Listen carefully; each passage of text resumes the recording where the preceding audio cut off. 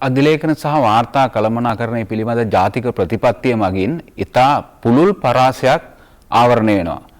විශේෂයෙන්ම ලේඛන අධිලේඛන වාර්තා කියලා කිව්වහම ගොඩක් දෙනෙක්ගේ අවධානයෙන් ගිලිහෙන දෙයක් තමයි මේ ශ්‍රව්‍ය දෘශ්‍ය මාධ්‍ය. විශේෂයෙන්ම චිත්‍රපටි, රූපවාහිනී වැඩසටහන්, ඒ වගේම වීඩියෝ මාධ්‍ය නිර්මාණය කරන ඒවා ශ්‍රව්‍ය අන්තර්ගතයන්, විශේෂයෙන්ම ඩිජිටල් මාධ්‍ය නිර්මාණය කරන ඩිජිටල් අන්තර්ගතයන්. ඉතින් මේ සියල්ල සංරක්ෂණය සහ කළමනාකරණය මෙම ප්‍රතිපත්තියෙන් අවධාරණය කරලා තියෙනවා. විශේෂයෙන්ම වර්තමානයේ ශ්‍රී ලංකාව තුළ චිත්‍රපට සංරක්ෂණය යම් ප්‍රමාණයකින් හරි සිදු වෙනවා වුණත් රූපවාහිනී වැඩසටහන් වෙනත් ශ්‍රව්‍ය දෘශ්‍ය අන්තර්ගතයන් ඒ නිර්මාණ සංරක්ෂණය වීම ඉතාම අල්පයි. ඉතින් මේ ශ්‍රව්‍ය දෘශ්‍ය අන්තර්ගතයන් මගිනුත් රටකට වැදගත් අනාගතයට වැදගත් අපේ අතීත උරුමය, සංස්කෘතික උරුමය විශාල තොරතුරු සමුදායක් අපෙන් ගිලිහිලා යනවා මේවා විනාශ වීම තුළ. ඉතින් මේ ප්‍රතිපත්තිය කියන්නේ මේ සියලු දේවල්